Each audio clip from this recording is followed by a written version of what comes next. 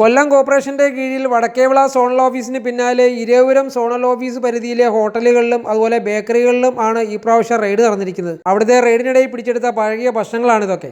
ഓണക്കാലമായതോടെ കോർപ്പറേഷന്റെ കീഴിൽ ആരോഗ്യ വിഭാഗം ശക്തമായ നടപടികളുമായി മുന്നോട്ട് പോവുകയാണ്.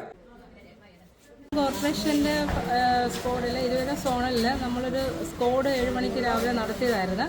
ആ സ്ക്വാഡിൽ ഈ പറയുന്ന ലക്ഷ്മൺ പാലസ്, ഹലുവ കമ്പനി ഇങ്ങനെയുള്ള ഷോപ്പിൽ കയറി നിരവധി ഒട്ടുമിക്ക സ്ഥാപനങ്ങളിലും കയറി നമ്മൾ സ്ക്വാഡ് പിടിച്ചതാണ്.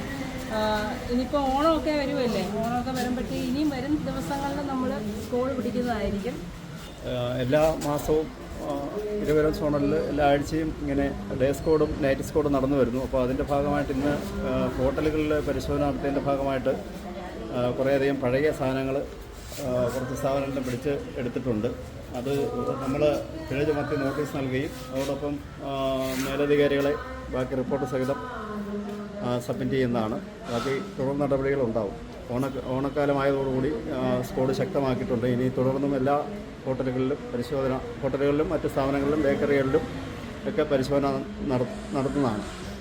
ഇതുപോലുള്ള ശക്തമായ നടപടികൾ സ്ഥിരമായി മുഖം നോക്കാതെ വലിയവനെന്നോ ചെറിയവനെന്നോ വ്യത്യാസമില്ലാതെ കുറ്റക്കാർക്കെതിരെ ശക്തമായ നടപടികൾ തുടർന്നാൽ കുറേയൊക്കെ കാര്യങ്ങൾ വെടുപ്പാകും എന്നുള്ള കാര്യം തീർച്ചയാണ്. സ്വാധീനങ്ങൾക്ക് വഴങ്ങാതെ ശക്തമായ നടപടികളുമായി മുന്നോട്ട് പോയാൽ ജനങ്ങളുടെ സഹകരണവും പിന്തുണയും കൂടെ ഉണ്ടാവും. ഭക്ഷണ സാധനങ്ങൾ വിൽക്കുന്ന കടകൾ ലാഭം മാത്രം നോക്കാതെ കഴിക്കുന്നവരുടെ ആരോഗ്യം കുറച്ചെങ്കിലും പരിഗണിക്കേണ്ടതാണ്.